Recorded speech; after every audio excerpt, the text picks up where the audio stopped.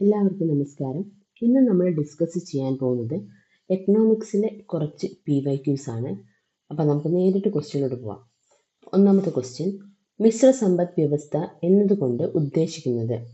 മിശ്ര സമ്പദ് വ്യവസ്ഥ എന്നതുകൊണ്ട് ഉദ്ദേശിക്കുന്നത് ആധുനികവും പരമ്പരാഗതവുമായ വ്യവസായങ്ങൾ, പൊതുമേഖലയും സ്വകാര്യ മേഖലയും, സ്ഥൂല സാമ്പത്തിക ശാസ്ത്രവും സൂക്ഷ്മ സാമ്പത്തിക ശാസ്ത്രവും ഇവയൊന്നും അല്ല. എന്താണ് മിശ്ര സമ്പദ് വ്യവസ്ഥ എന്നുകൊണ്ട് ഉദ്ദേശിക്കുന്നത്? ഏതാണ്? പൊതുമേഖലയും സ്വകാര്യ മേഖലയുമാണ് ഈ മിശ്ര സമ്പദ് വ്യവസ്ഥയിൽ ഉൾപ്പെട്ടിരിക്കുന്നത്. എന്ന് വെച്ചാൽ ഇതിൽ നമ്മൾ പൊതുമേഖലയ്ക്കും സ്വകാര്യ മേഖലയ്ക്കും നല്ല ഒരേപോലെയുള്ള പ്രാധാന്യം കൊടുക്കുന്നുണ്ട്. അപ്പം ഇന്ത്യയിൽ നോക്കുകയാണെങ്കിൽ ഇന്ത്യയിൽ ഒരു മിശ്ര സമ്പദ് വ്യവസ്ഥയാണ് നമ്മൾ ഉപയോഗിക്കുന്നത്. അങ്ങനെയാണെങ്കിൽ മിശ്ര സമ്പദ് വ്യവസ്ഥ ഇല്ലാത്തൊരു കൺട്രി ഏതാണ്? ഫോർ എക്സാമ്പിൾ നമുക്ക് നോക്കാം ക്യൂബ.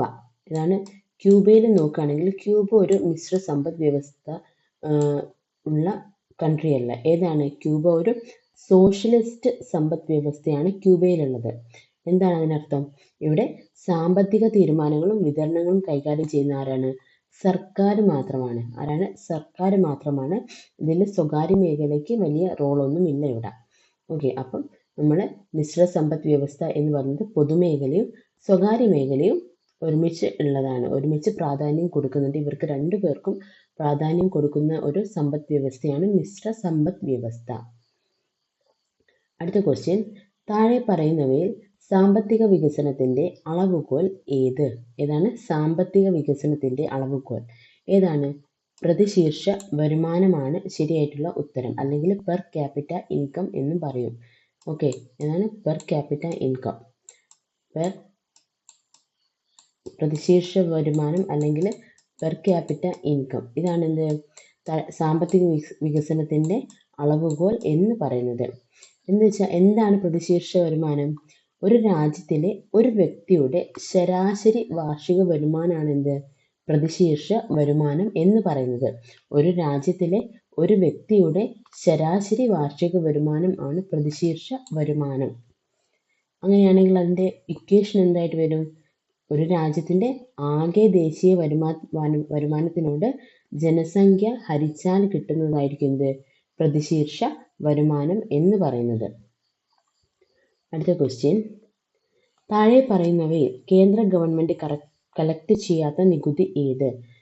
താഴെ പറയുന്നവയിൽ കേന്ദ്ര ഗവൺമെന്റ് കളക്ട് ചെയ്യാത്ത നികുതി ഏതാണ്? അതിൽ വരുമാന നികുതി ആരാണ്? കേന്ദ്ര ഗവൺമെന്റ് ആണ്. കസ്റ്റംസ് തീരുവ കേന്ദ്ര ഗവൺമെന്റ് ആണ്. എക്സൈസ് ഡ്യൂട്ടിയും കേന്ദ്ര ഗവൺമെന്റ് തന്നെയാണ്. ഇതിൽ കേന്ദ്ര ഗവൺമെന്റ് കളക്ട് ചെയ്യാത്തത് തൊഴിൽ നികുതിയാണ്. കേന്ദ്ര ഗവൺമെന്റ് കളക്ട് ചെയ്യാത്തത്. ഇതാരാണ് ചെയ്യുന്നത്? ഇത് തദ്ദേശ സ്വയംഭരണ സ്ഥാപനങ്ങളാണ്. തദ്ദേശ സ്വയംഭരണ സ്ഥാപനങ്ങളാണ് ഇത് കളക്ട് ചെയ്യുന്നത്. അടുത്ത ക്വസ്റ്റ്യൻ, ചോദനം അതിന്റെ പ്രധാനത്തെ ഉണ്ടാക്കുന്നു എന്ന് പറഞ്ഞത് ആരാണ്? ചോദനം അതിന്റെ പ്രധാനത്തെ ഉണ്ടാക്കുന്നു എന്ന് പറഞ്ഞത് JB സേ ആണ്. ഒരു സമ്പദ് വ്യവസ്ഥയിൽ സാധനങ്ങളോ സേവനങ്ങളോ ഉൽപ്പാദിപ്പിക്കപ്പെടുമ്പോൾ അത് വാങ്ങാനുള്ള ആവശ്യകത അവിടെ താനെ ഉണ്ടാകും എന്നാണ് ആര് പറയുന്നത്? ഈ JB സേ എന്ന് പറയുന്നത്. അതാണ് ചോദനം അതിന്റെ പ്രധാനത്തെ ഉണ്ടാകുന്നു എന്ന് ഉദ്ദേശിച്ചിട്ടുള്ളത്. അടുത്ത ക്വസ്റ്റ്യൻ, ഇന്ത്യൻ ജനസംഖ്യയുടെ 70% ആളുകളും ഏർപ്പെട്ടിരിക്കുന്ന തൊഴിൽ മേഖല ഏതാണ്? ഇന്ത്യൻ ജനസംഖ്യയുടെ 70% ആളുകളും ഏർപ്പെട്ടിരിക്കുന്ന മേഖല ഏതാണ്? പ്രാഥമിക മേഖലയാണ്. ഈ പ്രാഥമിക മേഖലയിലാണ് കൃഷി, കന്നുകാലി വളർത്തൽ അങ്ങനെയുള്ള ജോലികളൊക്കെ വരുന്നത് ഈ ഒരു പ്രാഥമിക മേഖലയിലാണ്. അപ്പോൾ നമ്മുടെ ഇന്ത്യയിലെ 70% ആൾക്കാരും ഈ പ്രാഥമിക മേഖലയിൽ ജോലി ചെയ്യുന്ന ആൾക്കാരാണ്. അടുത്ത ക്വസ്റ്റ്യൻ, റിസർവ് ബാങ്ക് ഓഫ് ഇന്ത്യയുടെ പണനയ അല്ലെങ്കിൽ മോണിറ്ററി പോളിസിയുമായി ബന്ധപ്പെട്ട ശരിയായ പ്രസ്താവനകൾ ഏതെല്ലാം? ഒന്നാമത്, സമ്പദ് വ്യവസ്ഥയിൽ പണത്തിന്റെ സപ്ലൈ കുറയ്ക്കുന്നതിനായി ഗവൺമെന്റ് ബോണ്ടുകൾ കമ്പോളത്തിൽ വിൽക്കും. അത് ശരിയാണ്. ഇതിനാണ് നമ്മൾ എന്ത് പറയുന്നത്? ഓപ്പൺ മാർക്കറ്റ് ഓപ്പറേഷൻ എന്ന് പറയുന്നതാണ്. ഓപ്പൺ മാർക്കറ്റ് ഓപ്പറേഷൻ എന്ന് പറയുന്നതാണ് നമ്മുടെ സമ്പദ് വ്യവസ്ഥയിൽ പണത്തിൻ്റെ സപ്ലൈ കുറയ്ക്കുവാൻ വേണ്ടി ഗവൺമെൻറ് എന്ത് ചെയ്യും? ബോണ്ടുകൾ എന്ത് ചെയ്യും? കമ്പോളത്തിൽ വിൽക്കുന്നു. അതാണ് ഓപ്പൺ മാർക്കറ്റ് ഓപ്പറേഷൻ എന്ന് പറയുന്നത്. സമ്പദ് വ്യവസ്ഥയിൽ പണത്തിൻ്റെ സപ്ലൈ കൂട്ടണമെങ്കിൽ ബാങ്ക് റേറ്റ് കൂട്ടണം. അത് തെറ്റാണ്. എന്താണ് ബാങ്ക് റേറ്റ് എന്താ? ഈ വാണിജ്യ ബാങ്കുകൾ ദീർഘകാലത്തേക്ക് പണം ആവശ്യമായി വരുമ്പോൾ RBI വായ്പ നൽകും. അപ്പം ബാങ്ക് റേറ്റ് കൂട്ടിയിട്ടുണ്ടെങ്കിൽ എന്ത് ചെയ്യും? ഈ വാണിജ്യ ബാങ്കുകൾ RBIയിൽ നിന്ന് വാങ്ങുന്ന പണത്തിൻ്റെ അളവ് കുറയും. ഓക്കെ, അങ്ങനെ അളവ് കുറയുന്ന സമയത്ത് എന്ത് ചെയ്യും? അവർ നമ്മുടെ പുറത്തുള്ള ആൾക്കാർക്ക് ഈ ലോണ് കൊടുക്കുന്ന സമയത്ത് എന്തായിരിക്കും? നല്ല ഹൈ റേറ്റിനായിരിക്കും കൊടുക്കുക. അപ്പം സമ്പദ് വ്യവസ്ഥയിൽ എന്ത് ചെയ്യും? ആൾക്കാരൊന്നും ലോണ് എടുക്കാതാവും. അപ്പം എന്ത് ചെയ്യും? സപ്ലൈ കുറയുകയാണ് ചെയ്യുക. അപ്പം സമ്പദ് വ്യവസ്ഥയിൽ പണത്തിൻ്റെ സപ്ലൈ കൂട്ടണമെങ്കിലല്ല, സപ്ലൈ കുറയ്ക്കണമെങ്കിലാണ് ബാങ്ക് റേറ്റ് കൂട്ടേണ്ടത്. ഓക്കെ, ബാങ്ക് റേറ്റ് കുറഞ്ഞ സമയത്ത് എന്ത് ചെയ്യും? കുറഞ്ഞ പലിശയ്ക്ക് ബാങ്കുകൾക്ക് എന്ത് കിട്ടും? പണം കിട്ടും. RBIയുടെ കയ്യിൽ നിന്നും ബാങ്ക് റേറ്റ് കുറയുന്ന സമയത്ത് കുറഞ്ഞ പലിശയ്ക്ക് ബാങ്കുകൾക്ക് പണം കിട്ടും. അപ്പോൾ കൂടുതൽ പണം എന്ത് ചെയ്യും? നമ്മുടെ ബാങ്കുകൾ RBIയുടെ കയ്യിൽ നിന്നും കടം വാങ്ങും. അപ്പോൾ കൂടുതൽ പണം ഉണ്ടാകുന്ന സമയത്ത് എന്ത് ചെയ്യും? അവർ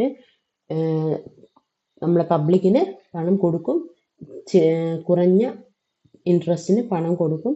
അപ്പം ബാങ്ക് റേറ്റ് കുറയുന്ന സമയത്ത് കുറഞ്ഞ പലിശയ്ക്കാണ് ബാങ്കുകൾക്ക് പണം കിട്ടുന്നത്. അടുത്തത്, സമ്പദ് വ്യവസ്ഥയിൽ പണത്തിൻ്റെ സപ്ലൈ കൂട്ടേണ്ടി വരുമ്പോൾ കമ്പോളത്തിൽ നിന്ന് ഗവൺമെൻറ് ബോണ്ടുകൾ വാങ്ങും. അത് ശരിയാണ്. അപ്പം ഇത്രയാണ്. അപ്പം ശരിയായിട്ടുള്ള ഉത്തരം ഏതാണ്? ശരിയായ പ്രസ്താവനകൾ 1ഉം 3ഉം മാത്രമാണ്.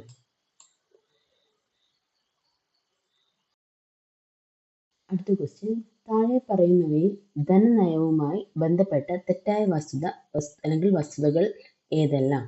ഒന്നാമത്തത്, പണപ്പെരുപ്പമുള്ളപ്പോൾ ഗവൺമെൻറ് ചിലവുകൾ കൂട്ടുന്നു. അത് തെറ്റാണ്. പണപ്പെരുപ്പമുള്ളപ്പോൾ എന്താണ്? ഗവൺമെൻറ് ചിലവ് കുറയ്ക്കുകയാണ് ചെയ്യുന്നത്. അടുത്തത്, പണച്ചുരുക്കമുള്ളപ്പോൾ നികുതി നിരക്കുകൾ കുറയ്ക്കുന്നു. ഓക്കെ, അത് ശരിയാണ്. എന്താണ്? നമ്മുടെ ജനങ്ങളുടെ കൈകളിലേക്ക് പണം എത്തിക്കാൻ വേണ്ടി എന്ത് ചെയ്യുന്നു? പണച്ചുരുക്കമുള്ളപ്പോൾ എന്ത് ചെയ്യുന്നു? നികുതി നിരക്ക് കുറയ്ക്കുകയാണ് ചെയ്യുന്നത്. മൂന്നാമത്തേത്, പണപ്പെരുപ്പമുള്ളപ്പോൾ ഗവൺമെൻറ് കടം വാങ്ങുന്നത് കുറയ്ക്കുന്നു. അത് ശരിയാണ്. ഇവിടെ നമുക്ക് ഗവൺമെൻറ് ചെലവുകൾ കൂട്ടുന്നു എന്നാണ് പറഞ്ഞത്. തെറ്റാണ്. ഗവൺമെൻറ് എന്ത് ചെയ്യുന്നു? കടം വാങ്ങുന്നതൊക്കെ കുറയ്ക്കുകയാണ് ചെയ്യുന്നത്. അപ്പം ശരിയായിട്ടുള്ള ഉത്തരം ഏതാണ്? അല്ല, തെറ്റായ വസ്തുത ഏതാണ്? 1ആണ് തെറ്റ്. A മാത്രമാണ് ഇവിടെ തെറ്റായിട്ടുള്ള ഉത്തരം. അടുത്ത ക്വസ്റ്റ്യൻ, ഇന്ത്യൻ കാർഷിക മേഖലയിൽ നിലനിൽക്കുന്ന തൊഴിലില്ലായ്മയാണ് ഏതാണ്? ഇന്ത്യൻ കാർഷിക മേഖലയിൽ നിലനിൽക്കുന്ന തൊഴിലില്ലായ്മയാണ് പ്രച്ഛന്ന തൊഴിലില്ലായ്മ. ഏതാണ് പ്രച്ഛന്ന തൊഴിലില്ലായ്മ? എന്താണ് സംഭവം? ജോലി ചെയ്യാൻ യഥാർത്ഥത്തിൽ ആവശ്യമായ ആളുകളേക്കാൾ കൂടുതൽ പേര് അതിൽ ഏർപ്പെട്ടിരിക്കുന്ന അവസ്ഥയാണിത് പ്രച്ഛന്ന തൊഴിലില്ലായ്മ എന്ന് പറയുന്നത്. എന്ന് വെച്ചാൽ നമ്മളിപ്പോൾ ഒരു വീട്ടിൽ ഒരു 3 പേർക്ക് ചെയ്യേണ്ട ജോലിയേ ഉള്ളൂ. പക്ഷെ എന്ത് ചെയ്യുന്നു? ആ വീട്ടിലുള്ള 5 പേരും കൂടി ആ ജോലിയിൽ ഏർപ്പെടുന്നു. അപ്പം ആ 2 പേരെന്തായിരിക്കും? പ്രച്ഛന്ന തൊഴിലില്ലായ്മ അനുഭവിക്കുന്ന 2 പേരായിരിക്കും. ഓക്കെ, അപ്പം ജോലി ചെയ്യാൻ യഥാർത്ഥത്തിൽ ആവശ്യമായ ആളുകളെക്കാൾ കൂടുതൽ പേർ അതിൽ ഏർപ്പെട്ടിരിക്കുന്ന അവസ്ഥയാണിത് പ്രച്ഛന്ന തൊഴിലില്ലായ്മ എന്ന് പറയുന്നത്. അങ്ങനെയാണെങ്കിൽ പ്രത്യക്ഷ തൊഴിലില്ലായ്മ എന്താണ്? ഓക്കെ, ജോലി ചെയ്യാനുള്ള എല്ലാ യോഗ്യതയും ഉണ്ട്, പക്ഷേ അവർക്ക് ജോലി ഇല്ലാത്തൊരവസ്ഥയാണ് നമ്മൾ പ്രത്യക്ഷ തൊഴിലില്ലായ്മ എന്ന് പറയുന്നത്. ഘടനാപരമായ തൊഴിലില്ലായ്മയാണെങ്കിലോ, ഒരു സമ്പദ് വ്യവസ്ഥയുടെ അടിസ്ഥാനപരമായ ഘടനയിലുണ്ടാകുന്ന മാറ്റങ്ങൾ കാരണം എന്ത് ചെയ്യുന്നു? അവർക്ക് ജോലി നഷ്ടമാകുന്നു. സമ്പദ് വ്യവസ്ഥയുടെ അടിസ്ഥാനപരമായ ഘടനയിലുണ്ടാകുന്ന മാറ്റങ്ങൾ കാരണം ജോലി നഷ്ടപ്പെടുന്നു. അതാണ് എന്ത്? ഘടനാപരമായ തൊഴിലില്ലായ്മ എന്ന് പറയുന്നത്. അടുത്ത ക്വസ്റ്റ്യൻ, റിസർവ് ബാങ്ക് ഓഫ് ഇന്ത്യയുടെ ഒരു സാമ്പത്തിക വർഷമാണ് ഏതാണ്? ഏപ്രിൽ 1 മുതൽ മാർച്ച് 31 വരെയാണ് എന്ത്? RBIയുടെ ഒരു സാമ്പത്തിക വർഷം എന്ന് പറയുന്നത്. താഴെ പറയുന്നവയിൽ പ്രത്യക്ഷ നികുതിയിൽ ഉൾപ്പെടുന്നത് ഏത്? വരുമാന നികുതി, വിൽപ്പന നികുതി, സേവന നികുതി, കസ്റ്റംസ് തീരുവ ഏതാണ്? വരുമാന നികുതിയാണ് ശരിയായിട്ടുള്ള ഉത്തരം. ഓക്കെ. എന്താണ് പ്രത്യക്ഷ നികുതി എന്ന് പറയുന്നത്? പ്രത്യക്ഷ നികുതി എന്ന് പറയുന്നത് ഒരാളുടെയോ ഒരു സ്ഥാപനത്തിന്റെയോ വരുമാനത്തിന്റെ മേല് നേരിട്ട് ചുമത്തുന്ന നികുതിയാണ് എന്ത്? നേരിട്ട് ഒരു ആളുടെയോ ഒരു സ്ഥാപനത്തിന്റെയോ മുകളിലേക്ക് നമ്മൾ നേരിട്ട് ചുമത്തുന്ന നികുതിയാണ് ഏത്? പ്രത്യക്ഷ നികുതി എന്ന് പറയുന്നത്. ഇതെന്ത് ചെയ്യാൻ പറ്റില്ല, മറ്റൊരാളിലേക്ക് കൈമാറാൻ പറ്റില്ല. ഓക്കെ. അപ്പൊ വരുമാന നികുതിയാണ് ശരിയായിട്ടുള്ള ഉത്തരം. അടുത്തത് ഗവൺമെന്റിന്റെ വാർഷിക ധനകാര്യ പ്രസ്താവന എന്നറിയപ്പെടുന്നത് എന്താണ്? ഗവൺമെന്റിന്റെ, നമുക്ക് എല്ലാവർക്കും അറിയുന്നതാണ് ഗവൺമെന്റിന്റെ വാർഷിക ധനകാര്യ പ്രസ്താവന എന്ന് പറയുന്നത് എന്താണ്? ബജറ്റാണ്. എന്ത്? വരവ് ചെലവുകളുടെ വാർഷിക കണക്കിനെയാണ് എന്ത്? ബജറ്റ് എന്ന് പറയുന്നത്. ഏതാണ്? വരവ് ചെലവുകളുടെ വാർഷിക കണക്ക്. അടുത്ത ക്വസ്റ്റ്യൻ, ഇന്ത്യയുടെ ഒന്നാമത്തെ പഞ്ചവത്സര പദ്ധതി ആരംഭിച്ച വർഷം ഏതാണ്? 1951 ഇന്ത്യയുടെ ഒന്നാമത്തെ പഞ്ചവത്സര പദ്ധതി ആരംഭിച്ചത്. ഇതിൽ കൃഷിക്കാണ് കൃഷിക്കാണ് കൂടുതൽ മുൻഗണന കൊടുത്തിട്ടുള്ളത്. അതേതാണ്? കൃഷി. ഓക്കെ. അല്ലെങ്കിൽ ഇത് പിന്നെ ഹാരോഡ് ഡോമർ മാതൃകയെ അടിസ്ഥാനമാക്കിയായിരുന്നു ഒന്നാമത്തെ പഞ്ചവത്സര പദ്ധതി. ഏതാണ്? ഹാരോഡ് ഡോമർ മാതൃകയെ അടിസ്ഥാനമാക്കിയിട്ടുള്ളതാണ് ഏത്? ഒന്നാമത്തെ പഞ്ചവത്സര പദ്ധതി എന്ന് പറയുന്നത്. അപ്പൊ ഏതാണ് വർഷം? 1951 ഒന്നാമത്തെ പഞ്ചവത്സര പദ്ധതി ആരംഭിച്ചത്. അടുത്ത ക്വസ്റ്റ്യൻ, റിസർവ് ബാങ്ക് ഓഫ് ഇന്ത്യയുടെ ആസ്ഥാനം എവിടെയാണ്? മുംബൈയിലാണ് RBIയുടെ ആസ്ഥാനം. അടുത്തത്, ഇന്ത്യയിൽ പണനയം നടപ്പിലാക്കുന്ന സ്വതന്ത്ര അതോറിറ്റി ഏതാണ്? RBI ആണ് ഇത്. എന്താണ്? ഇന്ത്യയിൽ പണനയം നടപ്പിലാക്കുന്ന ആരാണ്? RBI, reserve bank of India ആണ്. കമ്മി ബഡ്ജറ്റ് എന്നാൽ എന്ത്? വരവും ചെലവും തുല്യമായ ബഡ്ജറ്റ് അല്ല. വരുമാനത്തെക്കാൾ ചെലവ് കൂടിയ ബഡ്ജറ്റ്, അത് ശരിയാണ്. എന്താണ്? നമുക്ക് കിട്ടുന്ന ആകെ വരുമാനത്തിനേക്കാൾ കൂടുതൽ ചിലവ് ആണെങ്കിൽ ഓക്കെ, അതിനെയാണ് നമ്മൾ എന്ത് പറയുന്നത്? കമ്മി ബഡ്ജറ്റ് എന്ന് പറയുന്നത്. അടുത്ത ക്വസ്റ്റ്യൻ, GST ചരക്ക് വ്യാപാര നികുതി ഏതു തരം നികുതി ആണ്? ഏതാണ്? GST അല്ലെങ്കിൽ ചരക്ക് വ്യാപാര നികുതി ഏതു തരം നികുതിയാണ്? ഏതാണ്? പ്രത്യക്ഷ നികുതി, പരോക്ഷ നികുതി, വരുമാന നികുതി, മൂല്യവർദ്ധിത നികുതി. നമ്മൾ നേരത്തെ പറഞ്ഞല്ലോ, പ്രത്യക്ഷ നികുതിയെ പറ്റി പറഞ്ഞല്ലോ. എന്താണ്? ഒരു വ്യക്തിയിലോ അല്ലെങ്കിൽ ഒരു സ്ഥാപനത്തിന്റെ മുകളിലോ നമ്മൾ ഡയറക്റ്റ് ആയിട്ട് അപ്ലൈ ചെയ്യുന്നതാണ് എന്ത്? പ്രത്യക്ഷ നികുതി. അങ്ങനെയാണെങ്കിൽ GST എന്ന് പറഞ്ഞ് നമ്മൾ ആലോചിച്ചാൽ മതി. നമ്മളൊരു ഷോപ്പിൽ ഒരു സാധനം വാങ്ങാൻ പോകുന്ന സമയത്ത് നമ്മൾ അവിടെ GST അടയ്ക്കുന്നുണ്ട്. അത് നമ്മൾ പക്ഷേ ഡയറക്റ്റ് ആയിട്ട് GST അടയ്ക്കുകയല്ല ചെയ്യുന്നത്. ഒരു സാധനം വാങ്ങുന്ന സമയത്ത് അതിൻ്റെ കൂടെ, ആ പണത്തിന്റെ കൂടെ നമ്മൾ GSTയുടെ പണവും ഉൾപ്പെടുത്തുന്നുണ്ട്. ഓക്കെ. അത് പിന്നെ വ്യാപാരികൾ എന്ത് ചെയ്യും? സർക്കാരിലേക്ക് ട്രാൻസ്ഫർ ചെയ്യുകയാണ് ചെയ്യുന്നത് ആ ഒരു GST എമൗണ്ട്. അപ്പൊ ഇതെന്താണ്? ഇത് ഒരു പരോക്ഷ നികുതിയാണ്. എന്താണ്? പരോക്ഷ നികുതിയാണ് GST എന്ന് പറയുന്നത്. അടുത്ത ക്വസ്റ്റ്യൻ, GDP മൊത്തം ആഭ്യന്തര ഉൽപ്പന്നം കൂട്ടണം NFIA വിദേശത്തു നിന്നുള്ള അറ്റ ഘടക വരുമാനം എന്താണ്? ഈക്വൽ ടു എന്താണ്? അത് മൊത്തം ദേശീയ ഉൽപ്പന്നം അല്ലെങ്കിൽ GNP ആണ്. ഓക്കെ. ഇനി GDP എന്നാൽ എന്തായിരുന്നു? GDP എന്നാൽ ഇന്ത്യയുടെ മൊത്ത വരുമാനമാണ്. ഓക്കെ. അതിൽ നമ്മുടെ ഇന്ത്യയുടെ മൊത്ത വരുമാനം എന്ന് പറയുമ്പം അതിൽ എന്ത് ചെയ്യുന്നുണ്ട്? നമ്മുടെ ഇന്ത്യയിൽ വർക്ക് ചെയ്യുന്ന ഫോറിനേഴ്സും ഉൾപ്പെടുന്നുണ്ട്. അവർക്ക് കിട്ടുന്ന വരുമാനവും ഉൾപ്പെടുന്നുണ്ട്. ഏതിൽ? ഇന്ത്യക്കുള്ളിൽ ജോലി ചെയ്യുന്ന പുറത്തുള്ള ആൾക്കാരുടെ വരുമാനവും ഈ GDPയിൽ ഉൾപ്പെടുത്തിയിട്ടുണ്ട്. ഇനി NFIA എന്ന് പറയുന്നത് എന്താണ്? നമ്മുടെ ഇന്ത്യൻ പൗരന്മാരെന്ത് ചെയ്യുന്നുണ്ട്? നമുക്കറിയാം, കുറേ പേര് ഗൾഫിലും മറ്റ് സ്ഥലങ്ങളിലൊക്കെ പോയി വർക്ക് ചെയ്യുന്നുണ്ട്. ഓക്കെ. അപ്പൊ അവർ നാട്ടിലേക്ക് ഒരു വരുമാനം അയച്ചു തരുന്നുണ്ട്. അതിൽ നിന്ന് എന്ത് കുറയ്ക്കണം? വിദേശികളെ ഇന്ത്യയിൽ നിന്ന് അവരുടെ രാജ്യത്തേക്ക് കൊണ്ടുപോകുന്ന വരുമാനം കുറയ്ക്കുന്നതാണ് എന്ത്? NFIA അല്ലെങ്കിൽ വിദേശത്തു നിന്നുള്ള അറ്റഘടക വരുമാനം. ഇത് രണ്ടും കൂടി കൂട്ടിയാൽ കിട്ടുന്നതാണ് എന്ത്? മൊത്തം ദേശീയ ഉൽപ്പന്നം. ഓക്കെ. ഇതിൽ GNPയിൽ നമ്മൾ എന്താണ് നോക്കുന്നത്? ലോകത്ത് എവിടെയാണെങ്കിലും ഒരു ഇന്ത്യൻ പൗരൻ ആണെങ്കിൽ അയാളുടെ വരുമാനം എന്തിൽ കൂട്ടുന്നുണ്ട്? നമ്മുടെ GNPയിൽ കൂട്ടുന്നുണ്ട്.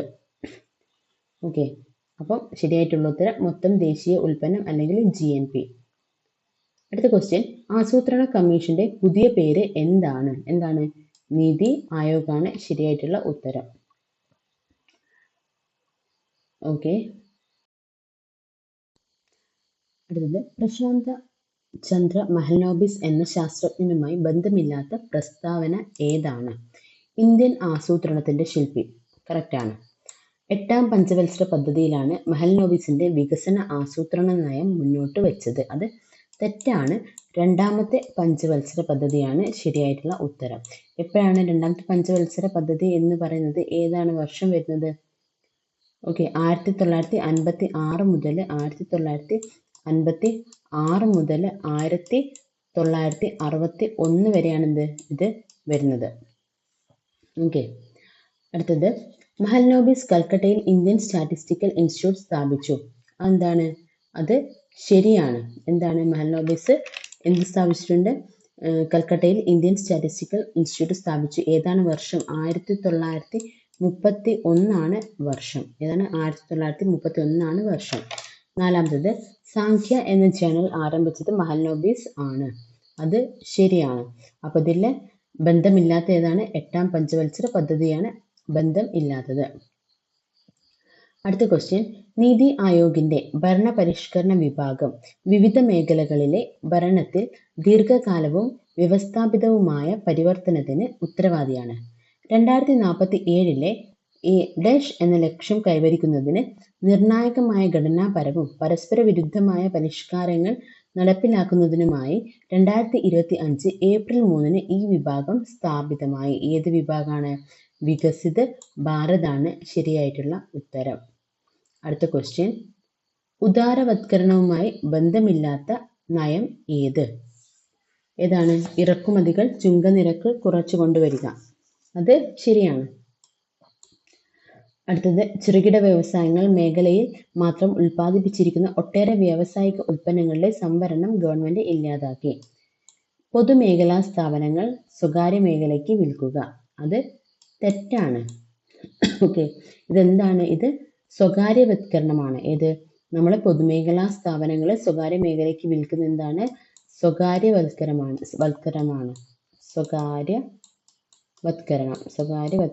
എന്ത്? നമ്മള് പൊതുമേഖലാ സ്ഥാപനങ്ങള് സ്വകാര്യ മേഖലയ്ക്ക് വിൽക്കുന്നത്. ഓക്കെ, നമ്മൾ ഓരോ പൊതുമേഖലാ സ്ഥാപനങ്ങളുടെ ഓഹരികൾ വിറ്റഴിക്കുന്നതും എന്താണ്? സ്വകാര്യവത്കരണമാണ്. ഓക്കെ, അപ്പം ശരി ഉത്തരം ഇതിൽ ഓപ്ഷൻ സി ആണ്. അടുത്ത ക്വസ്റ്റ്യൻ, താഴെ പറയുന്ന പ്രസ്താവനകളിൽ ശരിയേത്? 1. കോർപ്പറേറ്റ് നികുതി, വ്യക്തിഗത ആദായ നികുതി എന്നിവ കേന്ദ്ര സർക്കാർ ചുമത്തുന്നതാണ്. ഓക്കെ, അത് ശരിയാണ്.